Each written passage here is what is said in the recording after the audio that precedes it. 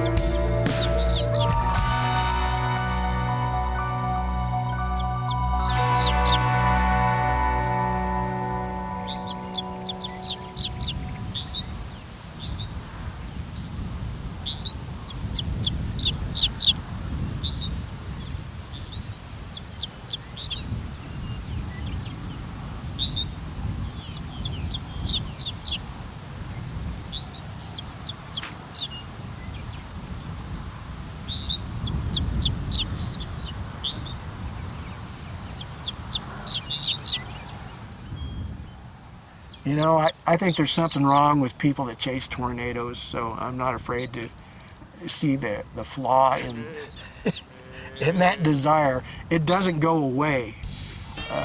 The more I chase, the more I want to chase, and the other chasers are like that too. We're drawn to that, and where it comes from for me, I think, is, you know, the first tornado I ever saw is in a painting that my mom did in 1961 called Kansas. It's got this big rooster, and in the background you can see this green tornado. And throughout my childhood, that was on the wall.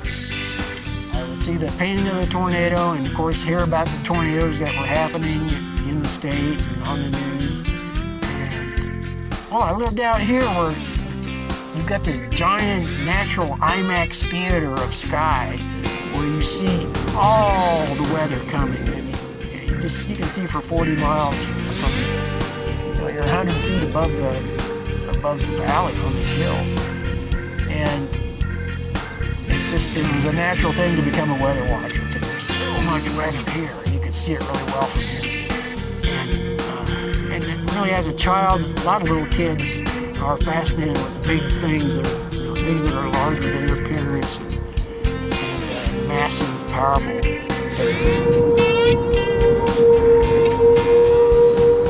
I like dinosaurs. I think first, dinosaurs are fascinating to little kids, and the tornadoes kind of somehow worked their way in there after that. And you know what'd be cool is if a tornado hit a dinosaur. That'd be so cool. You know what happened, because there were tornadoes when there were dinosaurs. You know it happened. I mean, you can just visualize a brontosaurus get picked up in a tornado. We'll never see that film.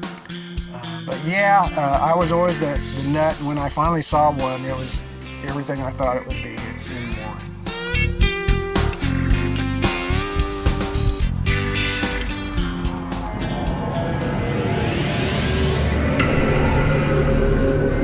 And when they announced that there was a very large wedge tornado heading right toward town, and that would have hit us if it stayed on that track, it would have hit this place. That was a little different. That's when I felt the real raw primal fear that happens when you're in a situation like that, and probably the first time I felt that. And just this week I was chasing tornadoes down in southwest Kansas, and it happens every time. When you're going and looking for those things and they come along, it's a mixed bag. That's what you were looking for. There it is. Guess what? You might not survive this because you don't know what's going to happen. Jerry forgot his laptop charger. He had to go back to the Broerse, so I'm heading on down to Greensburg. We're just old forgetful. And so there's always an exhilaration, a fear, a lot of adrenaline. And it's real easy to make mistakes when you've got all that emotion happening. It's easy to drive through a stop sign or drive into a hailstorm. Luckily, there's enough technology now where you know where the hail is, and I usually go out with seasoned storm chasers that have all the equipment and know they know what's going on. What the f*** are you doing, Jerry? So I haven't been trapped in a hailstorm, but just to tell you one story that happened this week, we had just seen a funnel, and in this particular outbreak, there was just little funnels happening all over the place too quickly for us to really focus on a single cell. There wasn't a single thunderstorm to focus on, and so we really didn't know where to go. We were kind of going in circles, and we're going down the highway, and this funnel appears kind of high in the sky. It wasn't a low cloud, and there was a funnel, and then a tube coming out of that, and it was there for a while, just kind of a ghostly thing, and we're driving right for it.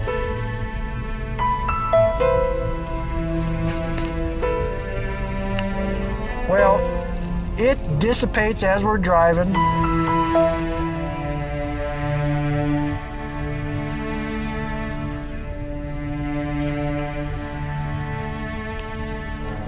And tornado warnings all over. I know. We got one right down there. We got one straight ahead of us. We got to pick our poison. Okay. Was that a funnel right ahead of us before? Yeah, it's dissipated now. Yeah. There's another one back here. We decided to keep going, and I'm following these chasers, and we get into this storm, and out of the rain comes this black cloud. The wind is blowing sideways, and so we pull off on the shoulder, and this black cloud is coming at us really fast across the field with this solid wall of rain behind it. And the cloud isn't just coming at us, it's also moving this way, which would be counterclockwise if you're a tornado. That's the direction it's going to go. It's going to go from left to right. And that hit us, and it shook the car violently. And I don't know, we'll never know if that was a whirling tornadic wind or not, but I think that it was. I think there was just not a visible funnel, and this can happen. You can have the tornado winds and not see a funnel. So I think that we did get hit by a weak tornado in that. And the chaser I was with, he's been doing this for 36 years, and he was shook up about it. And well, I know it was probably a vortex in there. Just seeing that black cloud doing this, and the speed and the lowness of it, it had every sign that it was tornadic. That was scary, and I don't like being in that situation. You're not supposed to let that happen, but sometimes you don't know what's coming, and that's part of the risk you take. So yeah, it's always like that. Ever since '73, every tornado encounter that I've been close to, it's exhilarating and it's fearful, and you're questioning your choices in life. But I always come back to it. It's probably an adrenaline addiction. It really is. It's also very fascinating. Really, it's just not for everybody. You've probably got a pretty good record on storm chasing. Yeah, 1 for 1. Well, from the wrong side though. A lot of people, myself included, because I haven't been inside of a tornado, see that there is some beauty, some awesome beauty to these storms. Do you see beauty in a tornado? I didn't have time to look around when I was inside of it. No, there ain't no beauty in them. They're just destructive. No, I never seen any beauty at all.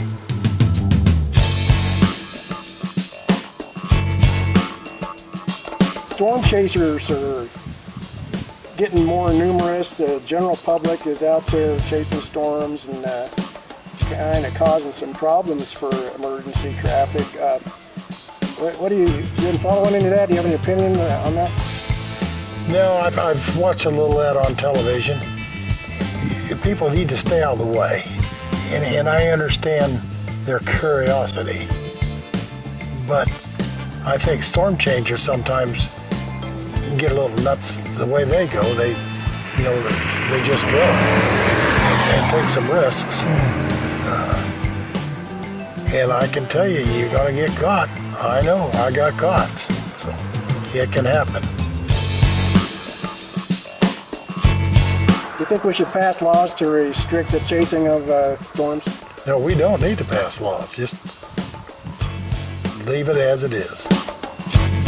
No, they need to police themselves.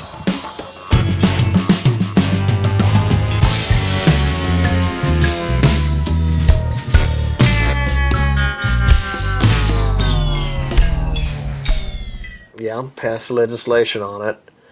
I'll get licensed, whatever it takes to continue to do this, at least for the next several years.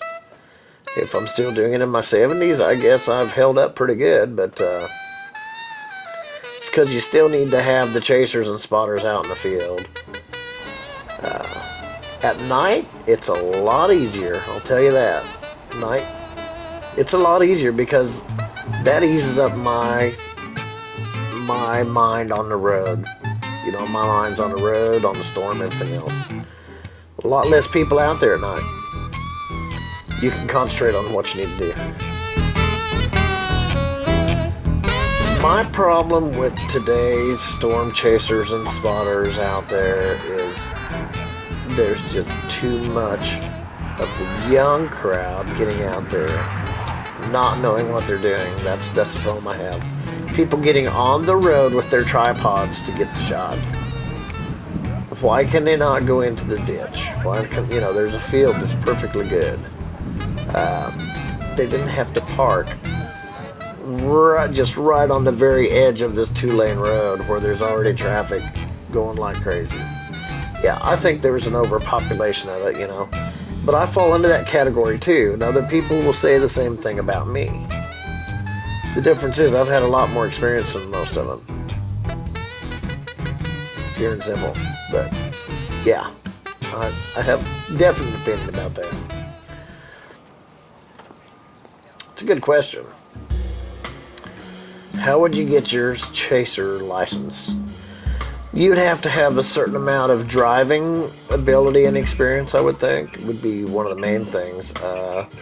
Proper etiquette, as far as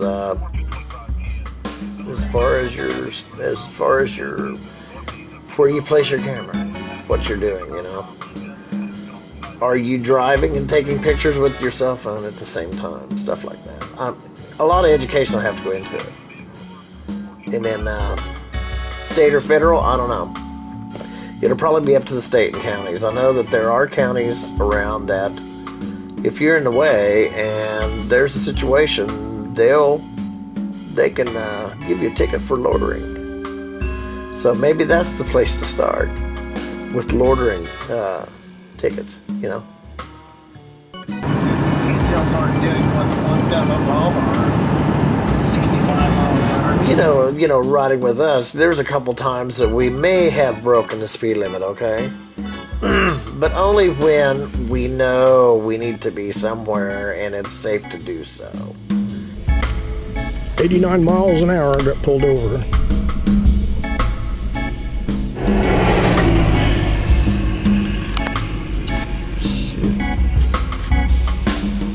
Jerry was going faster. I get pulled over.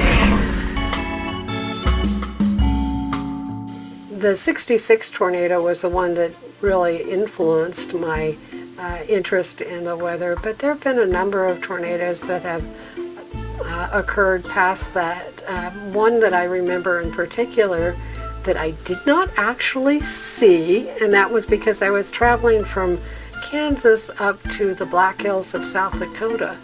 I was in western Nebraska. It was night, and I was monitoring the weather, and they were talking about a tornado that was on the ground, and it was set to cross the highway that I was on. So I was monitoring, looking for when that tornado was going to cross and where I was in relationship to that particular tornadic storm. We stopped at a wide spot in the road. There was a grain elevator complex and a motel that was used only seasonally for harvest time period. So there was no population there, but that was the nearest shelter that was available. So we stopped there. There was a number of other vehicles that also stopped awaiting the event to pass. So we waited for about 20 minutes and then heard that it had tracked past where we were at, continued our journey, and we could find the debris that was left by that tornado as we crossed that area. So it was a matter of listening and being aware of what's happening around us so that we did not drive into it. And my goal as a personal observation is that since I am not a storm chaser, I don't want to see a tornado. I want to be in the shelter listening to the updates from the professionals who can carefully monitor that rather than being a gawker that can complicate the rescue and the emergency response to those events. Okay, Mr. Fent, here's your driver's license and insurance. I did write you a citation for your speed today, 89 and a 75. I gave you until the 6th of July to contact the Saline County District Court in Salina. Call them on the phone, mail it in, you can have it online if you want to. You don't have to go there in person unless you want. So I know you want to get out of here, that's why I'm kind of rushing through this. But like I said, no later than the 6th of July, so a little over a month to take care of it. Okay, sir. Okay? All right, now, like I said, I know you're headed that way, but just be careful. Remember to stay out of the way of the first responders and stuff like that too, okay? I'll do it. All right, Thanks, drive sir. safe.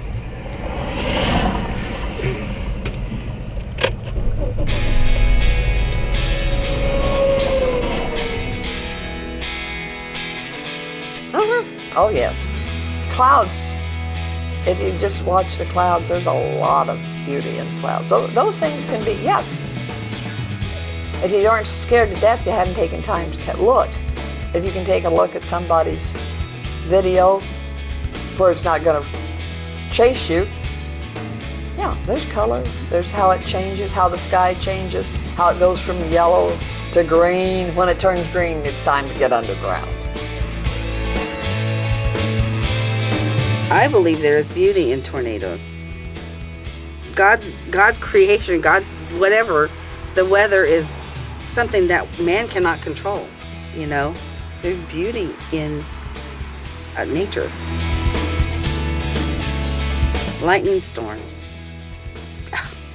beautiful, you know, lights up the sky, and tornadoes, to watch these big gigantic cylinders go across the earth and think, whoa, you know, the beauty, the power, the majesty of them, you know. Okay, tornadoes.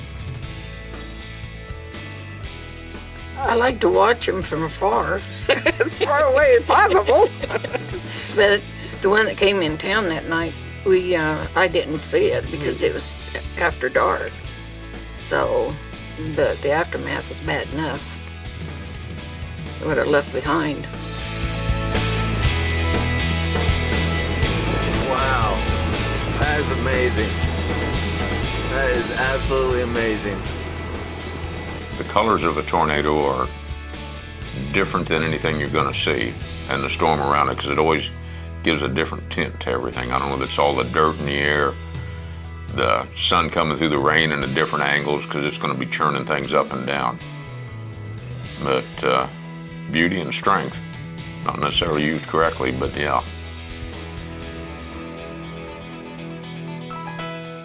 I don't think I see beauty in a tornado, but I see fascination in the way they can form. It fascinates me how they can be that powerful, how they can have 200-mile-an-hour wind in a circular motion. I don't know if they're beautiful, but they're very unusual. I mean, like I say, I've lived here 70-some years, and I've only seen them a few times, and that may be a good thing. But I don't think they're beautiful, but I think they're very fascinating, very unbelievable, the strength that they have, and I can't see how they can actually form and do as much damage as they do.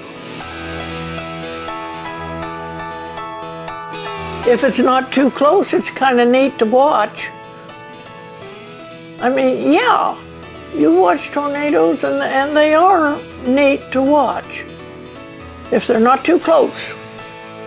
Is there a beauty in a tornado? I think there is a beauty in a tornado. I think there's a beauty in a hurricane. I think there's a beauty in lots of natural phenomena like that. A beauty and an awe as well. I think it can be admired and respected at the same time. I think it's very important to respect it. But is a tornado beautiful? I think a tornado is a beautiful thing to watch. Do I like it when it hits a town? Do I like it when people are injured? Absolutely not. But a tornado, out over open country, a tornado in itself, watching it, just watching nature, the most powerful forces of nature is a thing of beauty to me.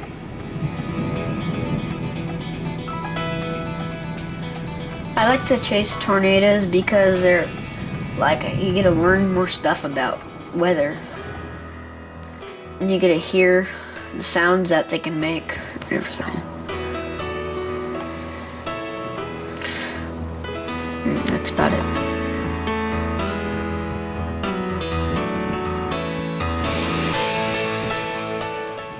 Yeah, the different colors of tornadoes. But what I like about it and why I do it are kind of two different things. To get the warnings out. They have what they call the ground truth. And the ground truth is the most important thing that radar can't always catch that. They want the ground truth because of the angle of the radar pointing into the what part of the cloud. There might be rotation down here that's not up there. There might be more rotation up there than down there, and tornado's imminent, so. Looks like it's gate to gate. Pretty good signature. You're thinking, okay, got a pretty good indication there might be a tornado. Spotters in the field, if we don't have them right now, which spotters are still very important, that's why we're here tonight, is that in contact with the ground?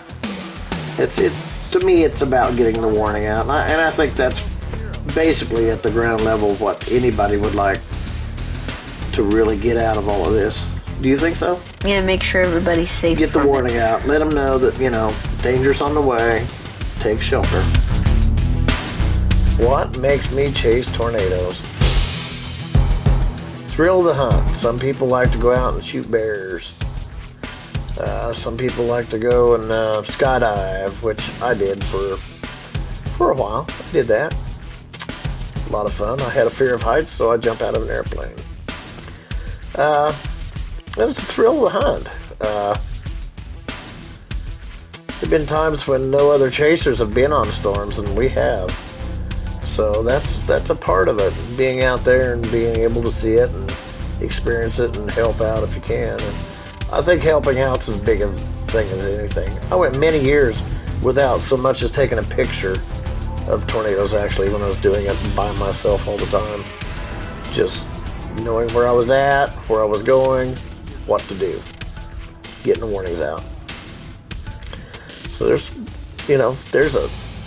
a lack of good pictures and video that I should have had, would have, if I would only have my head on straight, But it's too important for me to get the warning out. To me, that's what it's all about, getting the warning out and being there to help if you can. The years I've done it, probably, kind of like I'm the old guy out there, being out to pasture. Yeah. It's one of these days I may pass it down. Sort of like an old rocker. Yeah. But I don't know. It's an awful big bite, It's an awful big bite out of my life doing this, and so without it there'd be a giant void. I know that.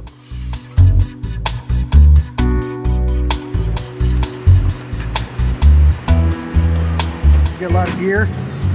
I've got a lot. Not all of it's in right now.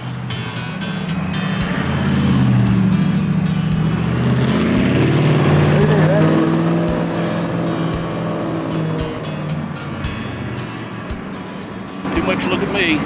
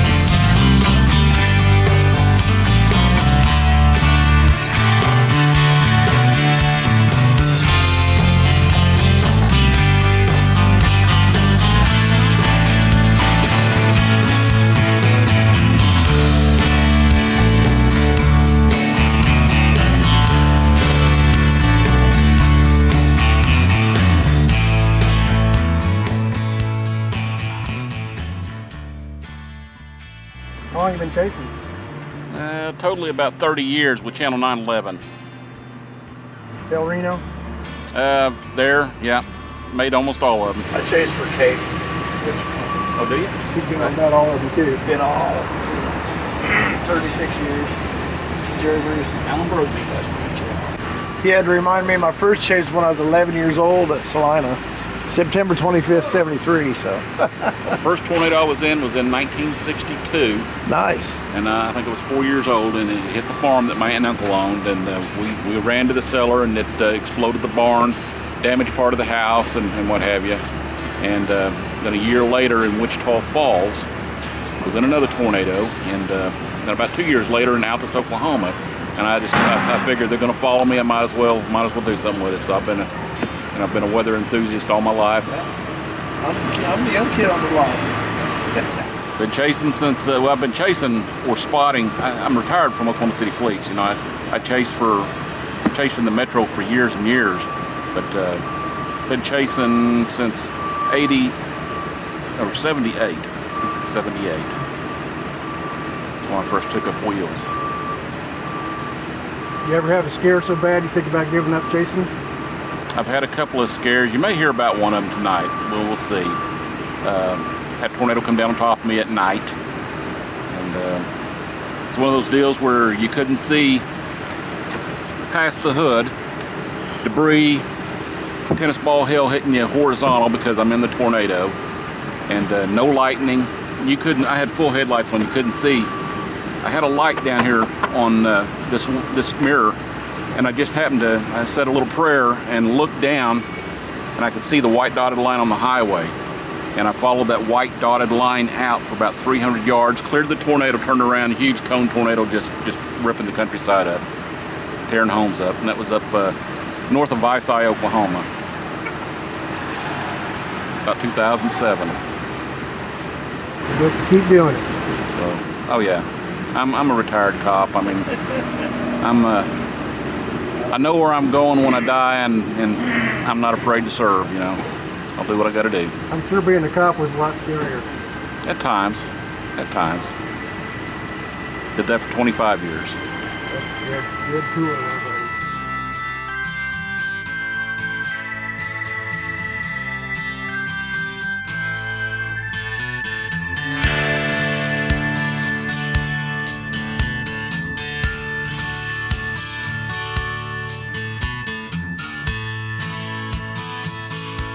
Make it out to Tampa and all that this year?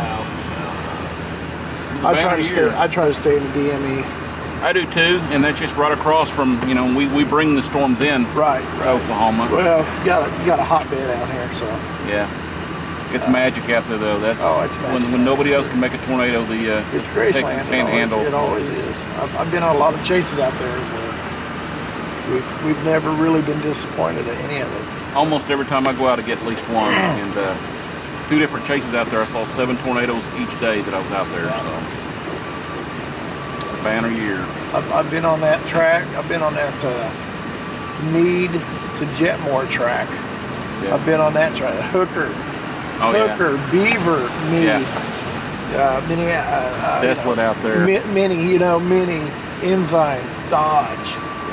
Clear up Jetmore, sometimes on into. I chase up to Wichita sometimes, and just a little further west. I don't go out to Dodge City hardly.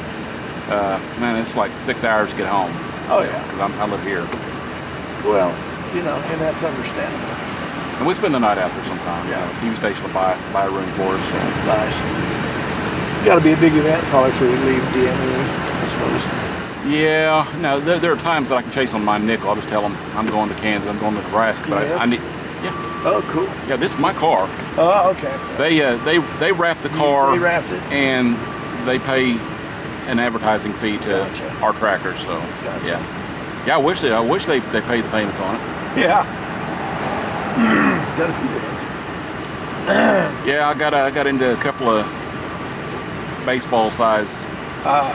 36 years and I've never lost a windshield. You know, that's funny. A lot of people go, you've had 3 windshields on. I had another expedition, and it's not from hail. Hail may finish it off, but out here it's oil field trucks. Oil field parts. Oil field trucks throwing rocks. Exactly, right. And the hail will finish it off, you know. And of course, if you get a crack that runs across to the viewing screen of your... You're done. Yeah, you got to get a new one. But we got a good station. They help us out on the windshields.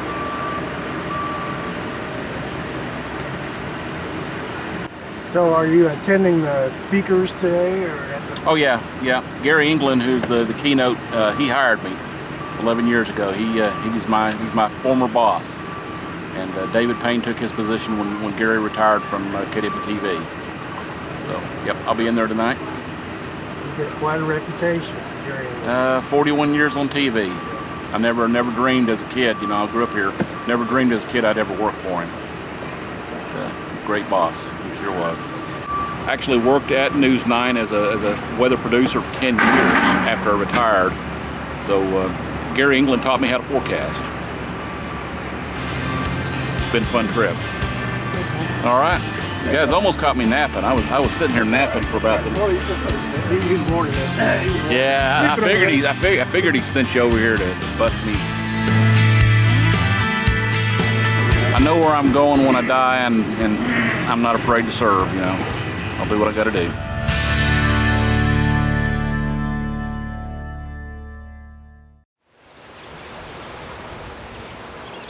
And there may be a point where if I get a little gluppy, I doubt it because I feel good around you, but there's been some really bad assholes that I've really had a tough time emotionally with. And it wasn't the mere fact that it was emotional for me, it was knowing that I was working with a dick.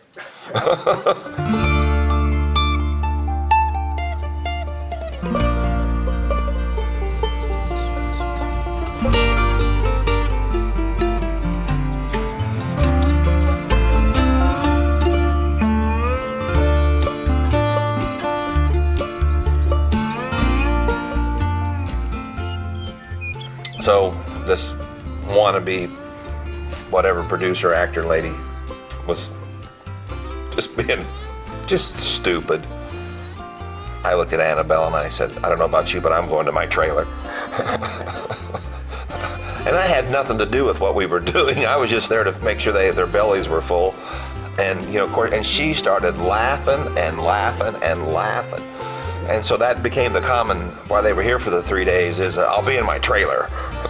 There was no freaking trailer, except a FEMA trailer, which I enjoyed living in, I guess. We had numerous corporations show up. We had Leonardo DiCaprio donate $400,000 to finish one of our major projects here in town. I still don't know if he was ever on the ground here, but there was rumor that he was here one day. I personally would love to thank him for what he had done, because by giving a huge donation to help finish one of our projects. But gosh, if it wasn't for my dog, I don't know what I would have done, because that you know, that extra relationship of unconditional love is the most important thing that you can have.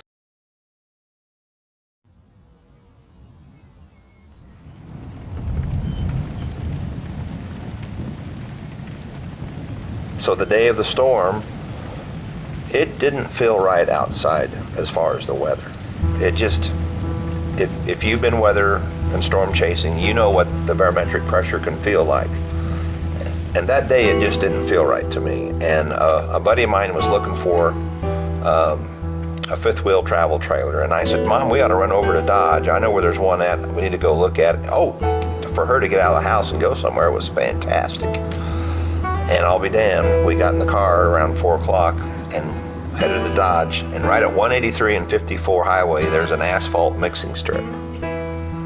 And there was 2 vans, 3 cars. And you could tell that they were younger college students, and there was some older people. And they were playing Frisbee and football. And they were storm chasers waiting for the storm. And at that time of day, I looked to the southwest. And I told my mom, I said, we better be careful. Because I said, if you look that direction, there's already storm clouds building up. And you could see it even at 4:15, as we rolled into Dodge at about 5, you could see the outline of the storm already building. So we grabbed dinner, quick dinner, got back to Greensburg around 7:30 after we went and looked at the travel trailer. The kids that were playing Frisbee and football were not there. Because I know they hauled ass and went south to get behind it. So here comes the weather guys on. Dave Freeman was the one that we locked in on. And I never changed the channel after getting on NBC. Because I always liked Dave. They're all good up there in Wichita, you know, they're all okay. They're great people. But that's when we had the best picture on. And pretty soon, Kilgore's called and said, we're coming over. And it got darker and darker. And my brother-in-law's mother just lived 2 doors to the north of us across the street. So I went to go get her, and she was on the phone. I said, you need to come to the house now. And so she finally showed up, rang the doorbell, instead of just walking in and getting ready to go to the basement, because we had a basement at our house. So you never doubt what the weatherman is telling you or showing you, but you want to see it for yourself just to make sure. So I thought, maybe I should jump in the pickup and go south of town and go look. And I decided not to do that. And what I did is I took my parents' automobile and pushed it in as far into the garage as I could. And then I took my dad's pickup and nosed it in, at least so it had some protection, you know, at least a third of the vehicle. So I started walking around, after I'd done that, I started walking around the south side of the house, and I felt like there was somebody else's feet in my shoes. And it was my neighbor, Bob. Boy, he was just glued to me as you could ever, and we saw that freaking wall cloud, and that son of a bitch, it was as black as you would ever imagine the Ace of Spades being black. And it went from hell to heaven. And it looked like it had been put there by some professional wall builder. I mean, talk about a wall. It was just, and I knew that this was not right. This was very abnormal, because I have to tell you, as a kid growing up in Larned playing football, I was the center, and as I was hiking the ball back, I saw the tornado between my legs. And I looked at the neighbor kids and I said, we should all probably go home now, because and that was the Ash Valley tornado. And in those days, they never rang the siren unless it was within 3 miles of town. That just seemed to be the policy for everybody. Don't ring the sirens unless they're 3 miles in town, within 3 miles of the city limits and coming into town.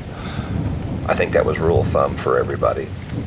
But anyway, when Bob asked me, he said, do you think we're going to be okay? I said, oh yes, we're going to be just fine, but let's get back inside.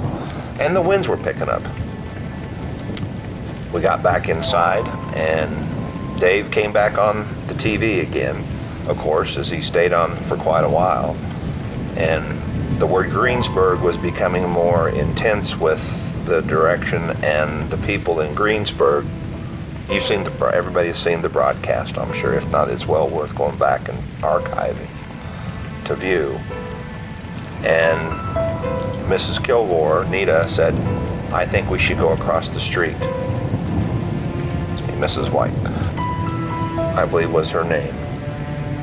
She went through the cyclone of 26 in Kiowa County. When she decided to get off the farm and move to town and build her custom home,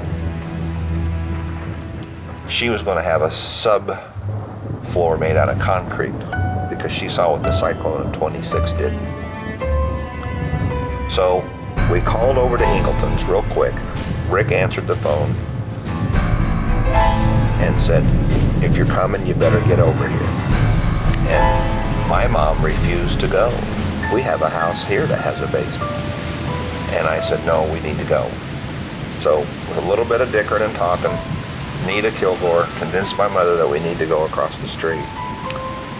And we got just about a third of the way over there, and Rick came outside of their house to where we were going and helped my mom and the others go into the basement of the house. And I had Molly, of course, with us. And we got up to the front door, got everybody in, started putting them down in the basement.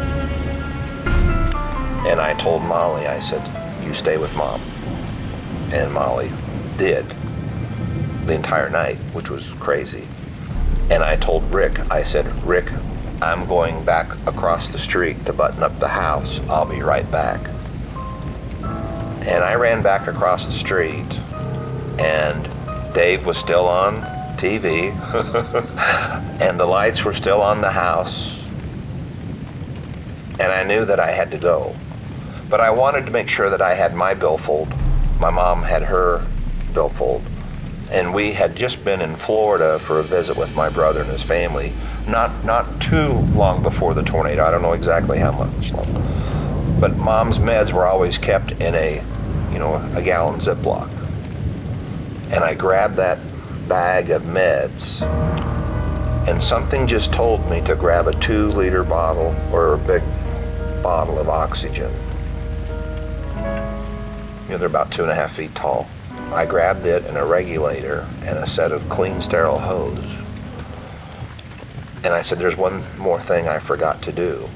And I reached under the sink and poured a highball, and I cheered the house, and I said, see you later. And I put the glass on the counter.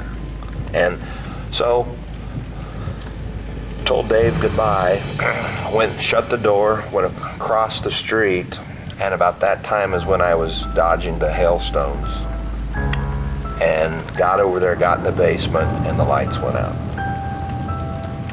Well, curiosity killed the cat.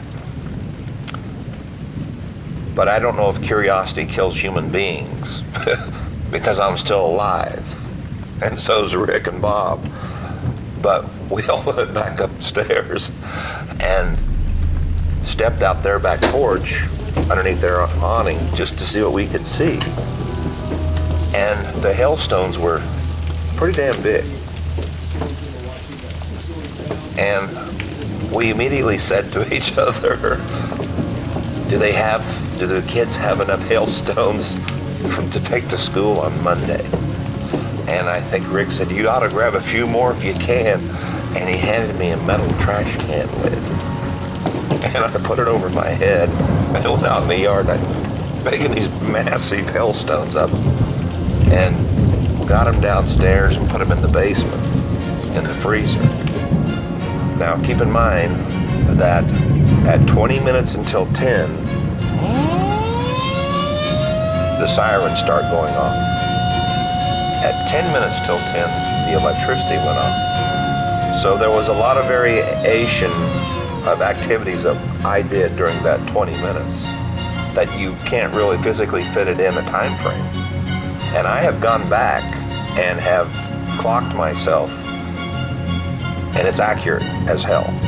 And there will be people that doubt me, but I know exactly, trust me, I know what 20 minutes until 10 and 2 minutes after 10 was all about. So we put the hailstones in the freezer with the rest of them. And I grabbed a flashlight, and I told Rick I'm going back up one more time. And by that time, the winds had really picked up. And I stuck my head out of their kitchen door, and I saw the sycamore tree start to break. And I knew it was time to go to the basement.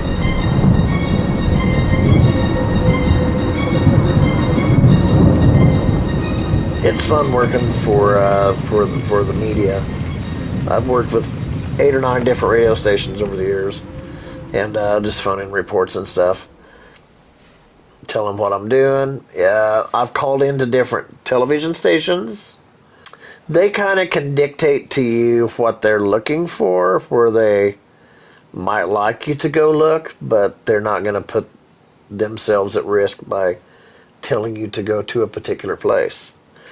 So you have to use your own ingenuity, your own intuition to chase it safely. Yeah, the Greensburg stories, that's quite a deal, as everyone knows now. That night, I knew that the town was in peril. I have two good friends. One lives in town, one lives north of town, about 10 miles.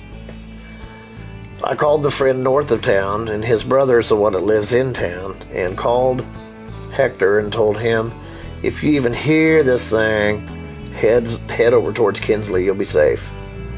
This is a huge tornado, it's going to hit town. And he thought it was a run-of-the-mill thunderstorm. I said, no, this thing is south of town, it's going to hit town. The meteorologist that was on duty out at Dodge City was on this storm good. He gave him 30-minute warning. He said, if this thing, everything looks good, this thing's going to have nothing impeding it, and it's going to be a large tornado. And he was right, you know. And so Hector called his brother on the phone, and he had just left his place and was heading into Greensburg, and actually went around a roadblock or two.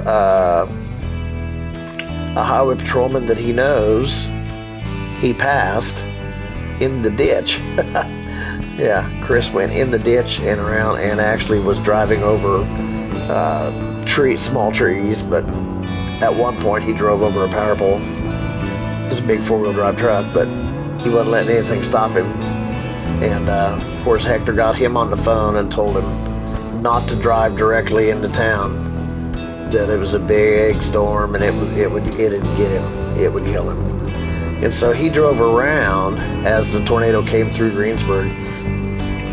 And as I went to the basement, Rick was on the volunteer fire department, and he still is. He had a pager that would only receive, it would not transmit, as typical pagers. And we heard the fire crews, and I don't know if they were Kiowa County fire crews or if they were from Comanche or Clark County, but they were behind the tornado, following it, and one of them said, it's going straight towards town. And then one guy said, oh my God, the cane house just exploded and I saw it. And Rick and I were looking at each other and focusing directly eye to eye. And it was about that time that Rick said, when the wind started picking up, and within just a couple of minutes of that, the winds just got very strong. I'm saying at this time, the winds are probably pushing 80 to 100. He yelled out loud, if you want to live, start praying. And his family got into the corner of that room and huddled. And my mom and I and Ori Ellen sat there on the couch with Molly. You know, riding the storm out, baby. And when the wind got so strong and so loud that the small little 1.5 by 10-inch basement window, it was smaller than the standard basement window that we know of from houses built in the 50s and 60s. When it blew in and the recessed plastic light fixture sucked out of the room, I knew we were screwed. And then she came over and she got on top of us, and all she could hear was the locomotive with all the elephants that are in heat jumping up and down and tossing and turning and screaming and yelling and steam whistling. And it'd get a little quiet and it'd pick back up. And what had happened is the tornado came in from the due south. They thought it was going to miss Greensburg by maybe a mile and a half. And it turned and it came, in baseball terminology, she came right down the pipe. And if you've you've ever pitched in baseball or have ever been a catcher, you know that when he throws that ball right down the pipe, it's right down the pipe. Yeah, I'll see. When I initially left McPherson, after I'd talked to Hector on the phone, and we knew that it was going to hit Greensburg, so I was getting coverage both on my scanner and on the radio. I knew it was a big bad thing because they were sending National Guard deployment at this time when I was on my way down 61 towards Hutchinson. And so where I intercepted it was on 50 near St. John there in Stafford County. And I just about drove into it. And I was working with KWCH at the time. No, I wasn't. I had started with KIC at that time. Matt Makins was a meteorologist that now lives in Denver area. Moved with his wife's work out there. She's a school teacher. But he was on the phone with me, and I told him where I was, and we were getting ready to do a shoot. Just a phony. They call them a phony. When you phone in, you tell them what's going on. Because the coverage wasn't good, I couldn't do pictures or videos or anything good in that area. It's kind of a dead zone. So I was lucky to have cell phone coverage, actually. But when I told him where I was, he told me to turn around right quick. He said that the tornado had taken an eastern movement, so I was in the path of this thing and it was rain wrapped. Same Greensburg, the second touchdown of that mature storm. And so he said, if you go back a mile or two, you'll probably be okay. I was near Maxville. So I turned around, and by the time I turned back around to face it and watch it, I was seeing power flashes, which ended up being transformers and power lines hitting each other. And I saw what I figured was probably a vehicle of some sort through the rain wrap, through the big curtain of rain that was coming across. Headlights were facing me, and it looked like they went up into the air.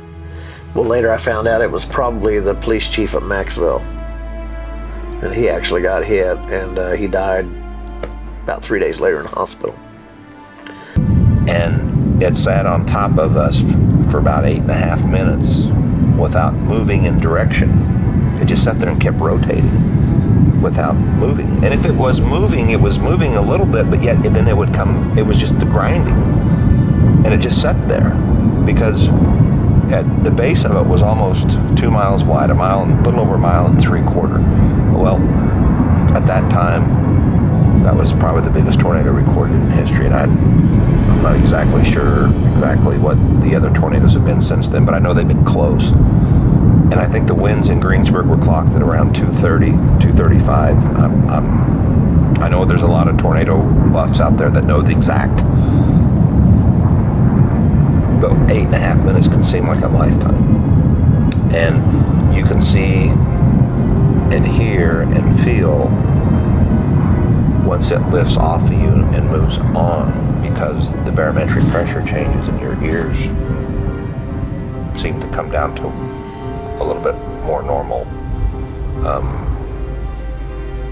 reactions, I guess you could say. So everybody's alive. The kids are screaming, of course. So what do? You grab a flashlight and you start realizing that you probably ought to go see what you can do to go help somebody else. And you take the flashlight and you shine it on the wall, and the staircase is still there, but you wonder what this mud and this tornado yuck is. Well, what in the hell's mud doing on the side of the wall in the basement? Because you don't know what's up there. You have no clue what's up there. But there's an obstruction in the stairwell, and it's a freezer that nobody knows who it belonged. We asked within a half mile of the house whose freezer this was, trying to get just a reference that nobody had any idea. So I realized that I needed to climb over this or wedge it or do something, and as I start to go over it, the winds pick back up again. And it was the spur of the walking tornado from the big one.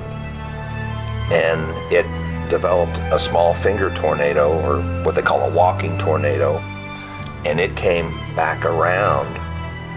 And so I went back down into the basement.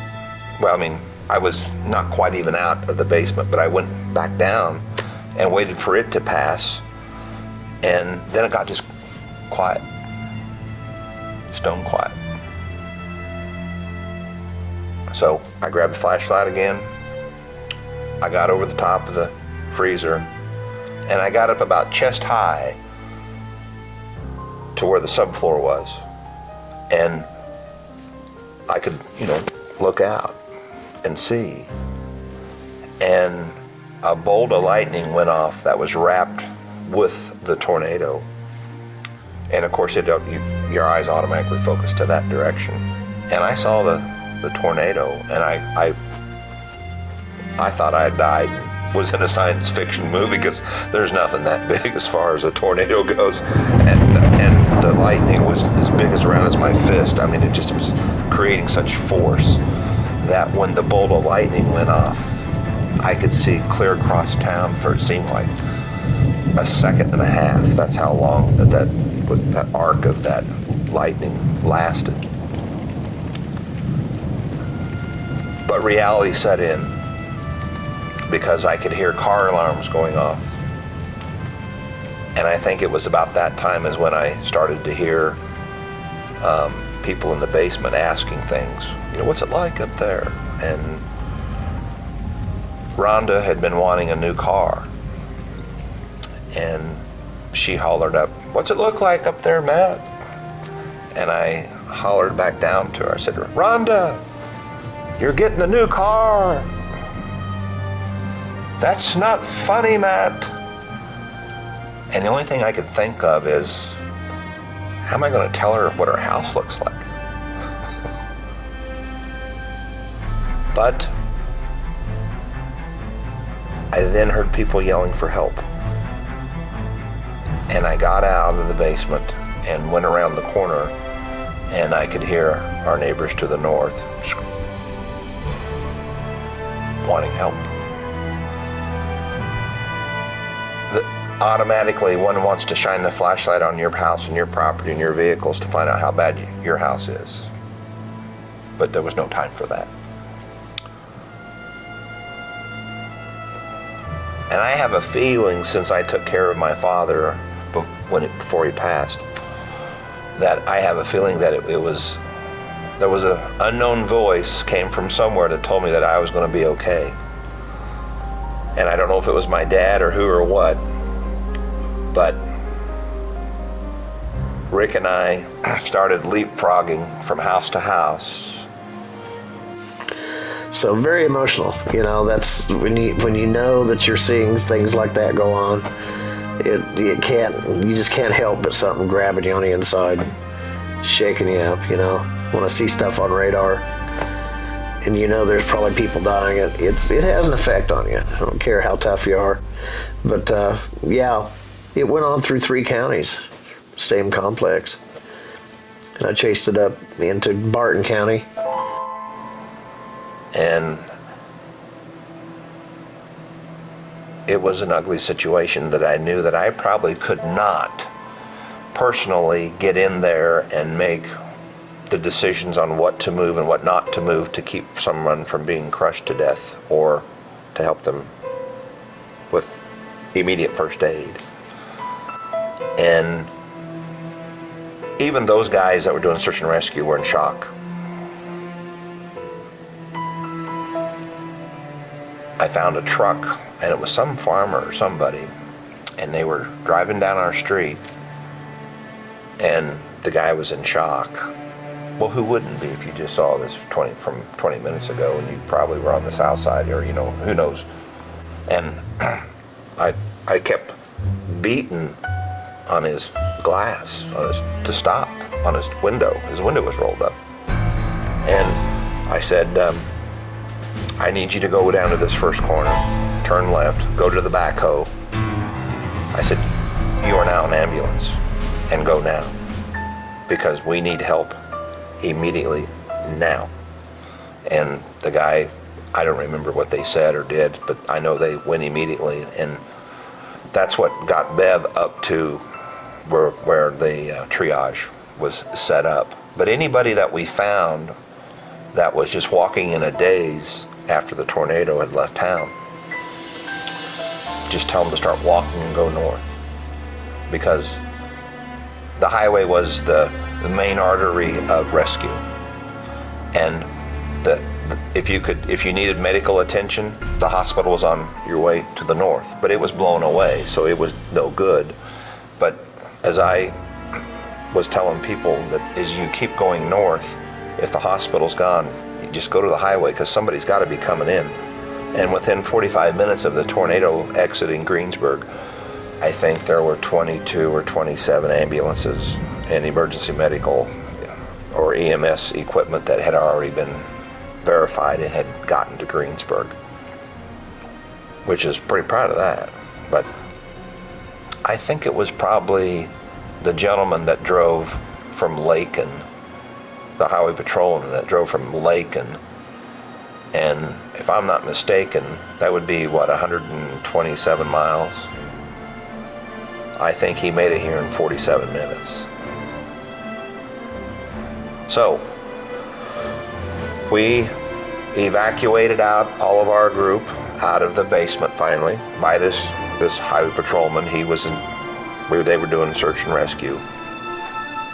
And so there was a brief little spin up, and it went right over me. Kind of shook me across the road there.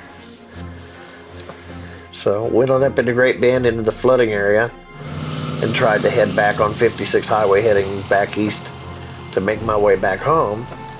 And trees on the road, the road was blocked, high lines down. So I had to backtrack and go back down around and south and then back to go back east. By this time it was heading on up into Ellsworth County, and so I tailed a little bit, but it was getting harder and harder to catch it because I lost time there. There were at least 3 tornadoes in that complex, if not 4, because it would lift and then it would regenerate another tornado. Very tornadic thunderstorm. Dillon's was just crazy with people, refugees. That's all we were refugees that night. And people were just, triage and who's going to the ambulance first and who's going to what hospital, this and that and this and that. So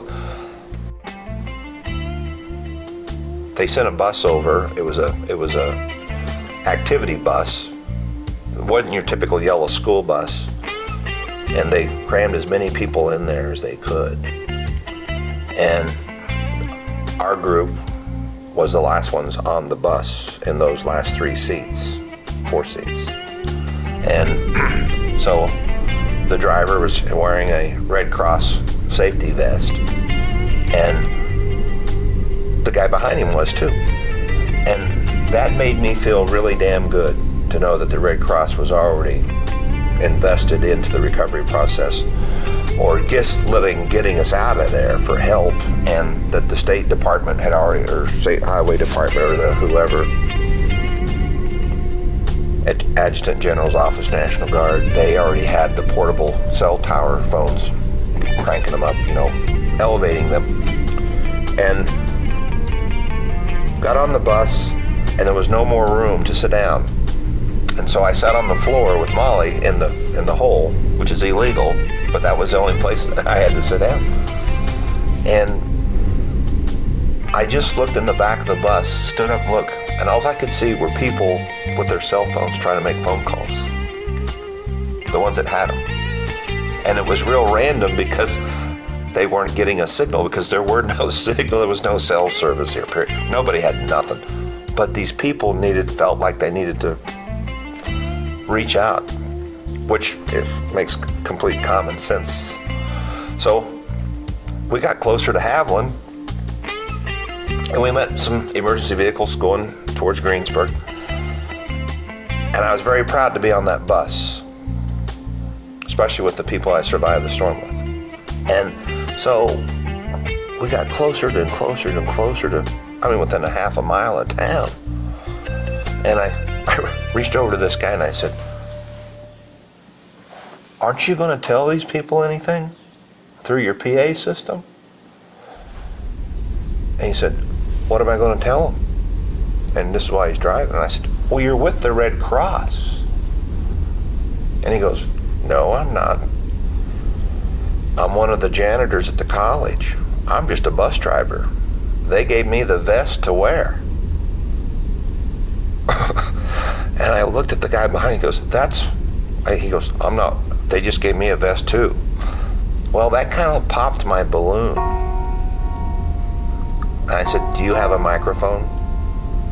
PA system on the bus? Because these people needed to hear something. He said, no, we don't. So what do you do? So I just turned around and I said, turn the lights on.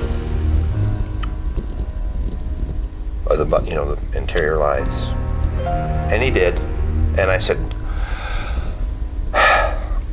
ladies and gentlemen, can I have your attention? We've been through a really horrific event. You're going to be okay. Whoever you got on this bus with, stick with them. Do not let anybody out of your sight, because this is a time that you have to stick together.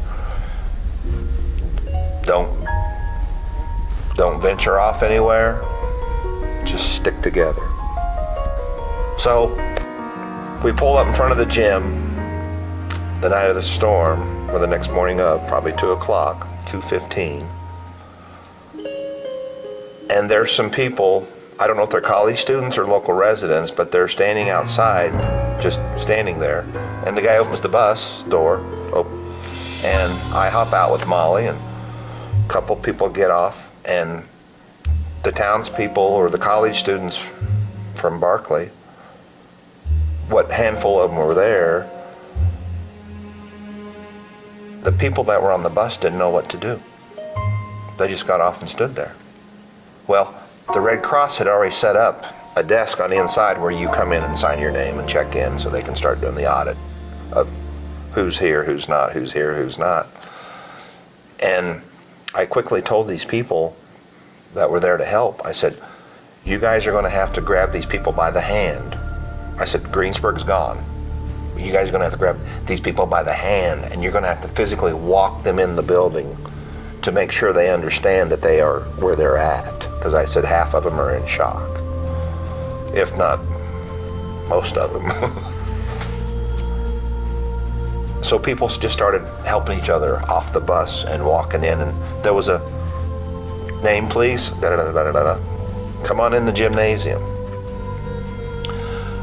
When you go through a tornado and you lost everything and you get put on a bus and the bus driver doesn't really know what's going on, and you pull up in front of a Red Cross shelter and people are apprehensive because they don't believe it's really working or it's real, people automatically go sit in the bleachers like it's a ball game versus going to a cot and sitting down and relaxing.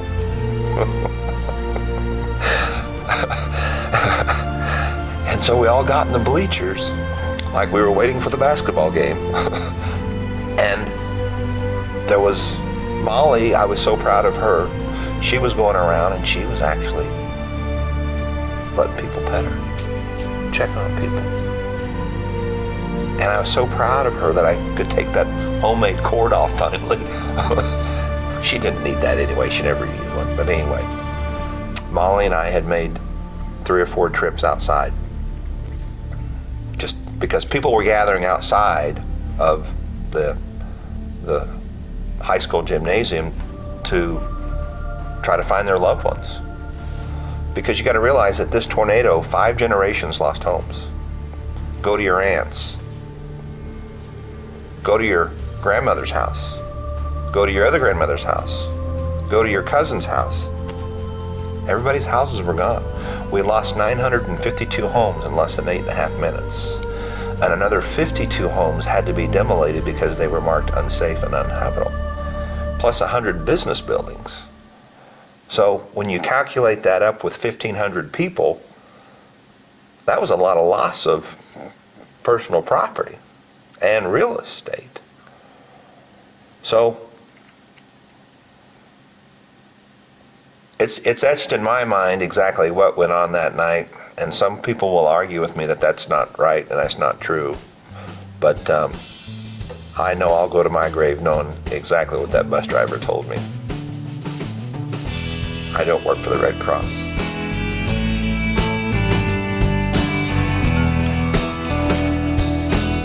Life-changing event. If you've never been scared, an EF5 tornado will make you very scared. If you think you're brave, the EF5 tornado will tell you that you are not brave.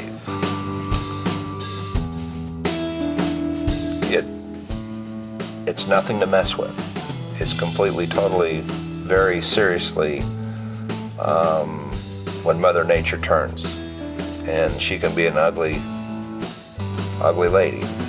And I wish no one, even my worst enemy, to go through a natural disaster such as this.